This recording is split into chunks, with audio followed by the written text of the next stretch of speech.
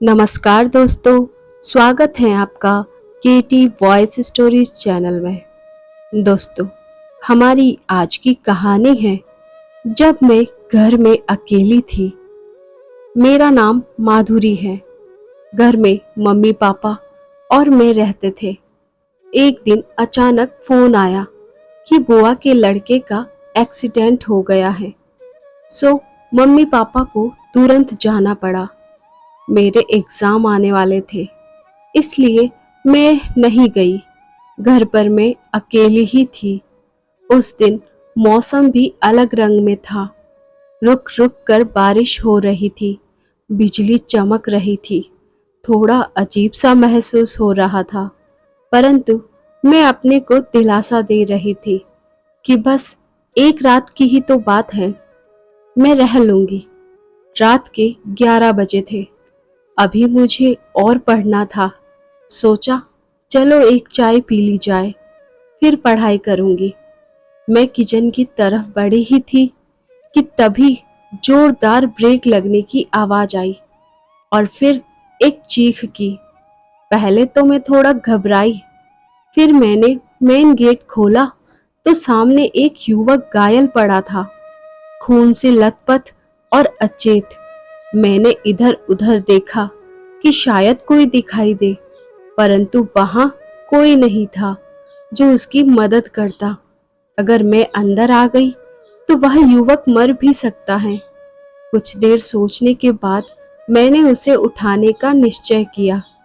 तभी सामने के घर से विनय निकला। अरे विनय, देखो तो, किसी ने टक्कर मार दी है। बहुत खून बह रहा है, जरा मदद करो, इसे हॉस्पिटल ले चलते हैं। अरे माधुरी दीदी, एक्सीडेंट का केस है, मैं किसी लफड़े में नहीं पड़ना चाहता, आप भी अंदर जाओ, विनय ने कहा। अरे कम से कम इसे उठाओ तो, मैं फर्स्ट एड लगा देती हूँ। और जरा देखो कोई मोबाइल वगैरह पड़ा है क्या आसपास। विनय ने इधर उधर देखा तो कुछ दूर एक मोबाइल पड़ा था।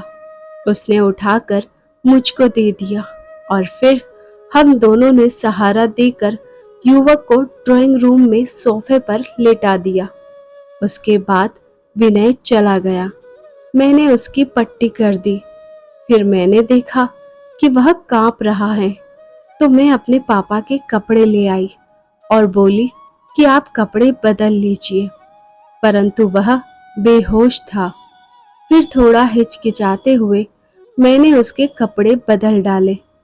मुझे थोड़ा अजीब लगा, लेकिन अगर मैं उसके कपड़े नहीं बदलती तो चोट के साथ से बुखार भी आ सकता था। ओह राखी, थोड़ा कहराते हुए वह अजनबी युवक बुदबुदाया। अचानक बेहोशी की हालत में उस अजनबी युवक ने मेरा हाथ कसकर पकड़ लिया। एक पल को तो मैं घबरा गई, फिर बोली, अरे हाथ तो छोड़िए। मगर वो तो बेहोश था। धीरे धीरे उसकी हालत खराब होती जा रही थी। अब मैं घबराने लगी थी। अगर इसे कुछ हो गया तो क्या होगा। मैं ही पागल थी जो इसे घर ले आई। विनय ने मना भी किया था, मगर मैं ही नहीं मानी। पर ना लाती तो यह मर जाता। मैंने तो सोचा कि पट्टी करके घर भेज दूंगी, पर अब क्या करूं। तभी अचानक जोर से बिजली कड़की और उसने बेहोशी में ही मेरा हाथ जोर से खींचा और मैं उसके ऊपर गिर पड़ी और फिर अंधेरा छा गया। उसने मुझे अपनी बाहों में भर लिया और फिर हम दोनों के बीच वह हुआ जिसकी मैंने कल्पना भी नहीं की थी। सुबह होने को थी, उसकी हालत बिगड़ती जा रही थी। मैंने एम्बुलेंस बुलाई और उसे हॉस्पिटल ले गई। उपचार मिलने के बाद युवक को होश आया तो डॉक्टर ने उसे मेरे बारे में बताया कि मैं ही उसे यहाँ लाई थी।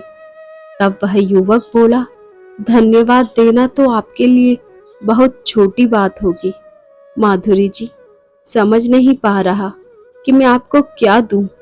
कुछ नहीं, बस आप जल्दी से ठीक हो जाए, मैंने कहा।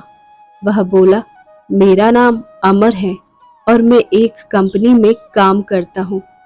कल मेरी गाड़ी खराब हो गई थी। मैं मैकेनिक की तलाश में अपनी गाड़ी से बाहर आया था। तभी एक कार मुझे टक्कर मारकर चली गई।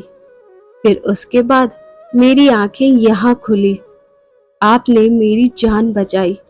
आपका बहुत बहुत धन्यवाद, वरना राखी मेरा इंतजार ही करती रह जाती। अमर जी, क्या आपको रात की बात बिल्कुल याद नहीं? मैंने पूछा। क्या मतलब? कौन सी बात? अमर बोला। नहीं, मेरा मतलब वह कौन था जिसने आपको टक्कर मारी थी? मैं जानबूझकर असलियत छिपा गई। नहीं माधुरी जी, मुझे कुछ याद नहीं आ रहा। दिमाग पर जोर डालते हुए अमर बोला। हाँ, अगर आपको तकलीफ ना हो तो कृपया मेरी वाइफ को फोन कर दीजिए। वह परेशान होगी। अब मुझको अपने चारों ओर अंधेरा दिखाई देने लगा। उफ, यह इमोशनल होकर मैंने क्या कर डाला। और अमर, वह तो निर्दोष था और अनजान भी। जो कुछ भी हुआ एक झटके में हुआ और बेहोशी में। अमर की हालत देखकर मैं उससे कुछ कह ना पाई, पर अब जैसे तैसे मैंने अपने को संभाल कर अमर के घर फोन किया और उसकी पत्नी के आने पर उसे सब कुछ समझाकर अपने घर लौट आई। जब मैं लौट कर आई तो देखा कि मम्मी पापा दरवाजे पर खड़े हैं। अरे माधुरी, कहाँ चली गई थी सुबह सुबह? और यह तेरा चेहरा ऐसा लग रहा है जैसे पूरी रात सोई ना हो। पापा चिंतित स्वर में बोले। ठीक कह रहे हैं अंकल जी, आजकल मैडम ने समाज सेवा का ठेका ले रखा है। विनय ने कहा। चलो, मैंने तो ले लिया, पर तुम तो लड़के होकर भी नजरें छिपा गए। किसी को मरने से बचाना गलत है क्या पापा?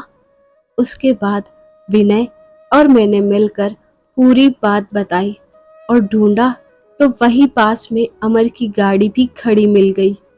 बाद में मैंने अमर के घर वालों को फोन करके बता दिया तो उसके घर वाले आकर ले गए। बेटा, यह तो ठीक किया, परंतु आगे से हमारी गैर मौजूदगी में फिर ऐसा नहीं करना। यह तो ठीक है कि वह एक अच्छा इंसान है, परंतु अगर कोई अपराधी होता तो क्या होता? पापा बोले। अरे, अब छोड़िए भी ना, अंत भला तो सब भला। वैसे भी वह पूरी रात की जगी हुई है। मम्मी बोली, चल बेटी, चाय पीकर थोड़ा आराम कर ले। मैं अंदर चली गई, साथ में एक तूफान भी। मैं उस रात अकेली थी, मगर पूरी रात थी। और अब जब जब साथ है और मैं घर में घुस रही हूँ तो मुझे यह क्यों लग रहा है कि मैं अधूरी हूँ और यह कमी कभी पूरी होने वाली नहीं थी, क्योंकि जिसने मुझे अधूरा किया था वह तो एक अनजान इंसान था और इस बात से भी अनजान था कि उससे क्या हो गया। धीरे धीरे एक महीना बीत गया। एक दिन मुझे लड़के वाले देखने आए थे। मम्मी पापा उन लोगों से बातें कर रहे थे। चाय नाश्ता चल रहा था। लड़का डॉक्टर था, परिवार भी सुलझा हुआ था। रोहन बेटा, तुमने तो कुछ खाया ही नहीं, कुछ तो लो, मेरे पापा बोले। बहुत खा लिया अंकल, रोहन ने जवाब दिया। भाई साहब, अब तो माधुरी को बुलवा लीजिए, रोहन कब से इंतजार कर रहा है। थोड़ा मुस्कुराकर रोहन की मम्मी बोली। नहीं मम्मी, ऐसी कोई बात नहीं है, रोहन थोड़ा जेब सा बोला। अरे माधुरी की माँ, अब तो सचमुच बहुत देर हो गई है, अब तो माधुरी को ले आओ। मम्मी अंदर आकर बोली।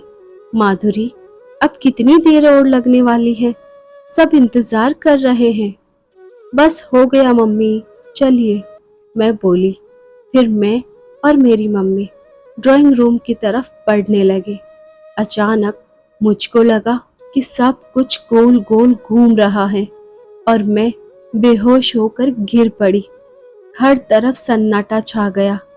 क्या हुआ? मेरे पापा और सब लोग मेरी तरफ बढ़े तो रोहन बोला। कि ठहरिए अंकल, मैं देखता हूँ। मगर उसने जैसे ही मेरी नब्ज देखी तो उसके चेहरे के भाव बदल गए।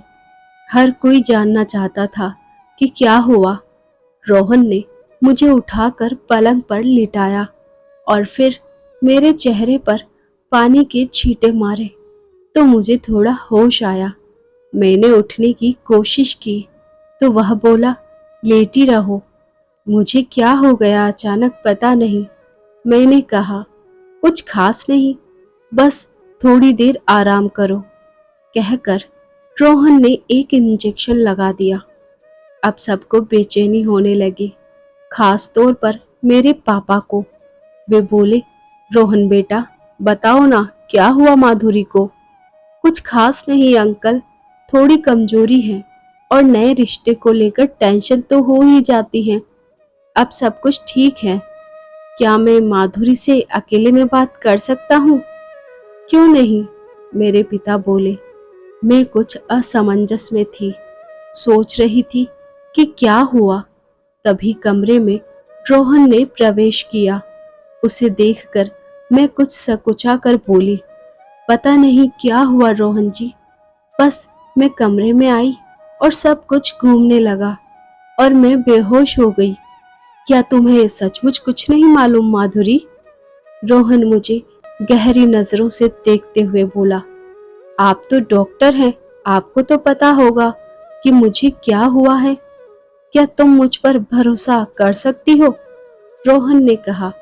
रोहन जी, ना तो मैं आपको अच्छी तरह जानती हूँ और ना ही आप मुझे, फिर भी मैं आपके ऊपर पूरा भरोसा कर सकती हूँ। तो सुनो, तुम प्रेग्नेंट हो। रोहन ने कहा। मेरे सिर पर जैसे आसमान गिर गया हो। मैं समझ नहीं पा रही थी कि उस दिन की एक छोटी सी घटना इतने बड़े रूप में मेरे सामने आएगी। मैं आंसू भरी आंखों से रोहन को देखती रह गई और मैं सारा घटनाक्रम, अमर का एक्सीडेंट, वह बरसात की रात, अमर का समागम, सब मेरी आंखों के सामने तैर गया। कहाँ, कैसे, क्या हुआ तुम मुझे बता सकती हो? बेशक हमारी शादी नहीं हुई, पर मैं तुम्हें धोखा नहीं दूंगा, उस धोखेबाज की तरह जो तुम्हें मझधार में छोड़कर चला गया। नहीं, वह धोखेबाज नहीं था रोहन जी, मैंने थरथराते हुए कहा। फिर यह क्या है, जरा बताओगी मुझे? राहुल ने कुछ व्यंग्य से कहा। मैंने रोहन को पूरी बात बताई। फिर बोली, मैं तो इसे एक हादसा समझकर भूल गई थी, पर यह इस रूप में सामने आएगा सोचा भी ना था। अब क्या होगा रोहन जी? कुछ नहीं होगा, जो कहता हूँ ध्यान से सुनो, सामान्य होकर बाहर आओ। रोहन बाहर आया तो सब इंतजार कर रहे थे, खास तौर पर मेरे पापा। हाँ रोहन जी, कहिए, क्या फैसला है आपका? मुझे लड़की पसंद है पापा जी, रोहन मुस्कुराते हुए बोला। भाई, मियाँ बीवी राजी तो क्या करेगा काजी, रोहन के पापा हंसते हुए बोले। पापा जी, एक बात कहनी थी, रोहन ने रुकते हुए कहा। क्या? मेरे पापा कुछ घबराते हुए बोले। पापा जी, आप डर क्यों रहे हैं? बस इतना कहना है कि जितनी भी रस्में हैं शादी सहित सब 1 महीने में ही कर दीजिए। पर 1 महीने में हम पूरी तैयारी कैसे करेंगे बेटा? कुछ और समय दो। बात यह है पापा जी, मुझे आगे की पढ़ाई के लिए विदेश जाना है, तो मैं सोच रहा हूँ इस बीच में शादी भी निपटा ली जाए, ताकि माधुरी भी मेरे साथ चले। ठीक कह रहा है रोहन, वैसा ही करते हैं। क्यों रोहन की माँ? रोहन के पापा बोले। जैसा आप लोग ठीक समझे, अनमने भाव से रोहन की मम्मी बोली। इस तरह चट मंगनी पट ब्याह करके मैं और रोहन हनीमून पर जा रहे थे। मैं बहुत भावुक थी। मैंने रोहन से कहा, आपने ना सिर्फ मेरी इज्जत बचाई, बल्कि मेरे पूरे परिवार की भी इज्जत बचाकर मुझे उनकी नज़रों में गिरने से बचा लिया। मैं आपका यह कर्ज कभी नहीं उतार पाऊंगी। माधुरी, अब अपने मन पर कोई बोझ मत रखो। जो हुआ उसमें ना तुम्हारा कोई दोष था, ना उस अनजाने का, और ना ही छोटी सी जान का, जो इस समय दुनिया में अभी आई भी नहीं है। अब यह जो भी आएगा या आएगी, वह मेरा ही अंश होगा। बस यह मानना। रोहन की बात सुनकर मैं उसके गले लग गई। धन्यवाद। तो दोस्तों, अगर आपको यह कहानी पसंद आई हो तो कमेंट कर ज़रूर बताएं। यहाँ आपको ऐसे ही मज़ेदार कहानियाँ सुनने को मिलेगी, और हमें सब्सक्राइब करना ना भूलें। दोस्तों, अपना प्यार और सपोर्ट बनाए रखिए। बेल आइकन ज़रूर प्रेस कीजिए ताकि न्यू स्टोरीज़ का नोटिफिकेशन सबसे पहले आपको मिल सके। Thanks for watching.